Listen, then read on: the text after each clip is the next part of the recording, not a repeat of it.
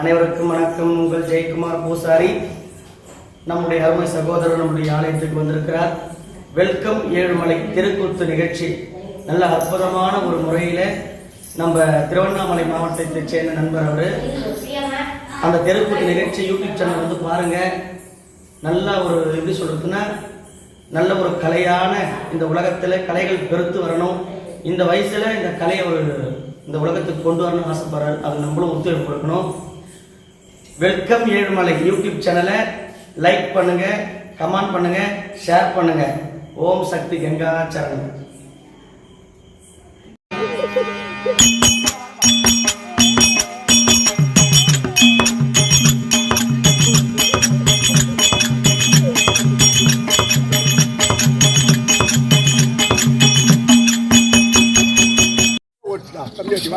அப்படி ஓடிய உடனே ஓடி வந்து பார்த்தான். யாரு? எங்கள் மூதாட்டியா விளங்கக்கூடிய வேதவியாசர். அடே பாதகி, 100 மாதங்கள் கழித்து பிறந்திருந்தான். இவன் பட்டத்துக்கு யாருமே அளிக்க முடியாத பிள்ளையாக பிறந்திருப்பாரு. பிள்ளையாக கெடுத்து விட்டார்கள். சென்று 100 குடுவைகளை கொண்டு வர. அந்த 100 குடுவையிலே பிறந்த உடனே எனக்கு பின்னாடி தம்பிமார்கள் 99 பேர் பிறந்தார். இந்த தூசு தும்பாளுக்கெல்லாம் சேர்த்து எங்களுக்கு ஒரு தங்கச்சி துர்ச்சலை பிறந்தார். அப்படி பிறந்த உடனே காலகத்திலே சிற்றப்பாவுக்கு 5 அஜாக்கள் பிறந்தார்கள். பிறகு 105 பிள்ளைகளும் பாடசாலைகளை கொண்டு வந்து 105 பிள்ளைகள் பாடசாலைக்கு அனுப்பினோம்.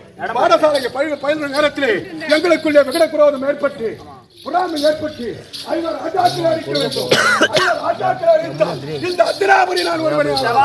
அப்படியாற்பட்ட நல்ல எண்ணத்தை யார் சொல்லிக் கொடுத்தது? எங்க மாமாவாகிய சகுனி மாமன். அவர் சொல்லிக் கொடுத்த பிரவர்ணமாக அப்படியா மக்கள் 5 ராஜாக்கள் அடிக்க வேண்டும்.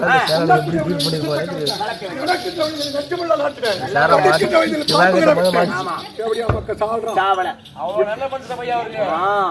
விடனா அதோட விட்டனா அரக்கினால் மாளிகை கட்டி 5 ராஜாக்களை கொல்ல பார்த்து 5 ராஜாக்கள் கொல்லவில்லை.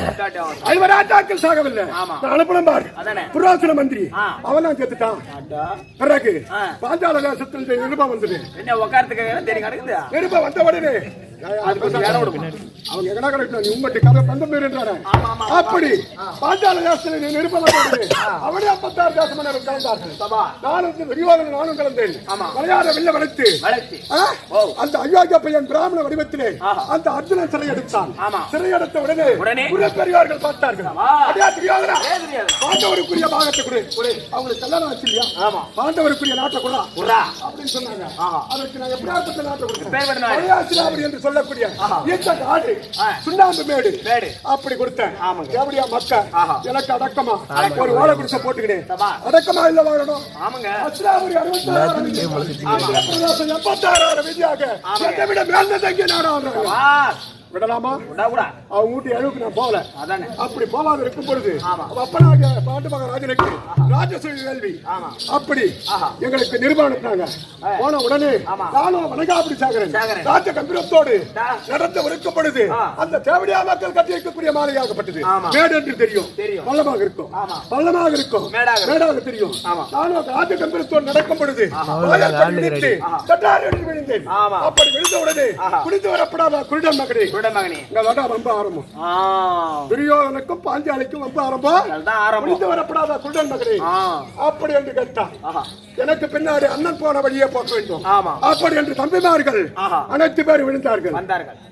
அந்த கண்ணன் குருடன் தான். அவன் 10 புள்ள அத்தனையும் குருடா. அப்படி என்று கைகொட்டி நகர்த்தான். அவளை பழிவாங்க வேண்டும் என்று என் மகனாகிய லக்ஷ்மணனுக்கு 3 கல்யாண ஏற்பாடுகள் செய்து அத்திராபுரி வரவழைத்து பூஜையால் பகடையாடி நாடு நகரங்களை படித்து 12 காலம் ஓராண்டு கழித்து வந்தால் பங்குக்குரிய நாடு தருவேன் என்று கட்டளையிட்டேன். எப்படியா மக்கள் போனவங்க அவங்க செத்துட்டு இருக்காங்க. அப்படி இருந்தாலும் இன்றைய தினத்தில் ஆலோசனைகள் பேச வேண்டும். என் மனைவி அழைத்து நான் ஆலோசனைகள் பேச வேண்டும். இப்படியாக துரியோதனன் தன் மனைவியாகப்பட்ட பானுமதி அழைக்க பெருந்திரு வாணிந்தர் மாரியம்மா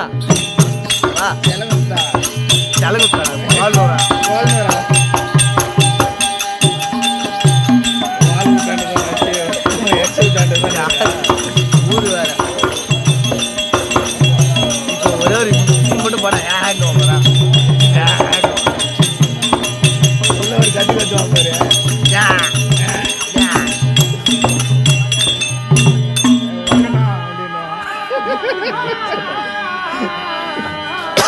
வேற உதருதுப்பா நீ பார்த்து வீடியோக்குனால திருக்கோயிலே விட்டு வந்து அட்ஜெக்ட்ல ஒன்றும் தெரியல பதத்துல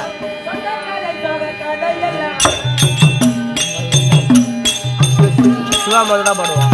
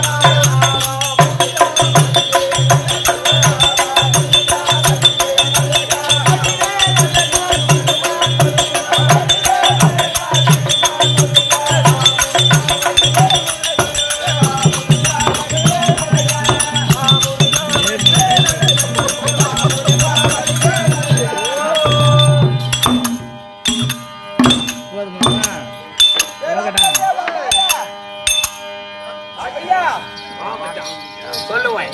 ஆமா இந்த பாடலாம் எப்படி படிச்ச? அதெல்லாம் நாங்க வேற கிளாஸ்ல படிச்சோம். வேற கிளாஸ் அந்த கிளாஸ்ல படிக்கலையா? அது தெரியாம போயிருந்தாப்பா. இப்ப என்ன ஏமாட்டா? ஓ உன் பாட்டு இல்ல உன் பாட வந்துருக்கு. மாமியார் வீட்டுக்கு மருமகன் சொல்லலாம் மார்க்கத்தை சொல்லுவேன்.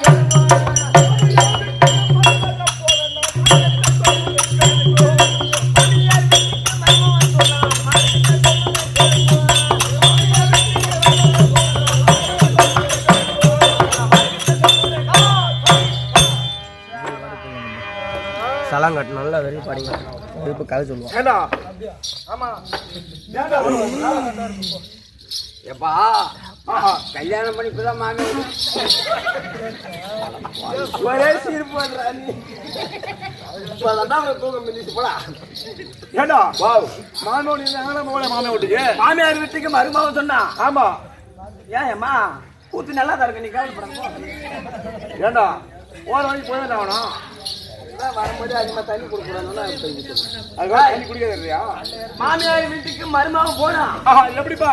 நல்லா மார்க்கத்தை சொல்றதை கேளுங்க. அது எப்படி எப்படின்னு கேக்குறியா? எப்படி? ஏன்னா எனக்கு நீண்ட நாளாக கல்யாணம் ஆகல. கல்யாணம் ஆகல. அப்படி இப்படி ஒரு பொண்ணை பார்த்து எனக்கு கல்யாணம் பண்ணி ஒரு 4-5 வருஷம் ஆகுது. பத்திரிக்கை கொடுறான்னா ஒரு 4-5 வருஷம் ஆச்சு. இப்படி நானும் பார்த்தேன். என்னடா இது ஒரு வேளை சாப்பாடுலாம் கூட இருந்துடலாம். நம்ம இங்க இருந்து ஆட்ட ஆட்டுக்கு திருக்கோளூருக்கு போறோம். ஆமா போறோம். அங்க போன உடனே என்ன கேட்பான் ஆட்டக்காரலாம்? என்ன கேப்பா? என்னப்பா நல்லா இருக்கிறியா? நல்லா இருக்கிறியா? பொண்டாட்டி நல்லா பொண்டாட்டி நல்லா இருக்குதா? பொண்டாட்டி நல்லா இருக்குதா? புள்ள நல்லா இருக்குதா? பசங்க குட்டி நல்லா இருக்குதான்னு கேட்பான். அப்ப பார்த்தேன் எனக்கு வந்துச்சு ஒரு கேள்வி. அதானே நம்ம ஆம்பளை இல்ல. நம்ம ஆம்பளை இல்லையா? நம்ம ஆம்பளை நான் ஆம்பளை பார்த்தேன். பண்ண இனிமேட்டுக்கு இந்த வீட்டுல ஒரு நிமிஷம் கூட இருக்கக்கூடாது. உள்ள பக்கம் இருக்கக்கூடாது. இந்த வீட்டு இருக்கக்கூடாது. பார்த்தேன்.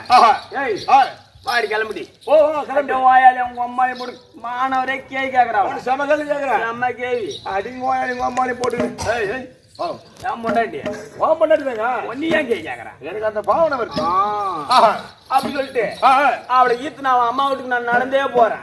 நடந்தே போனா பில்ல பாடு கட்டி தூக்கி போனேன். இந்த பாட்டை பாடி தான் போயிட்டோம். மாமனார் ரெடி. அங்க பொண்ணடி கூட போடா உள்ள போடா கையை தச்சுடும். பார்த்தாங்க. ஆமா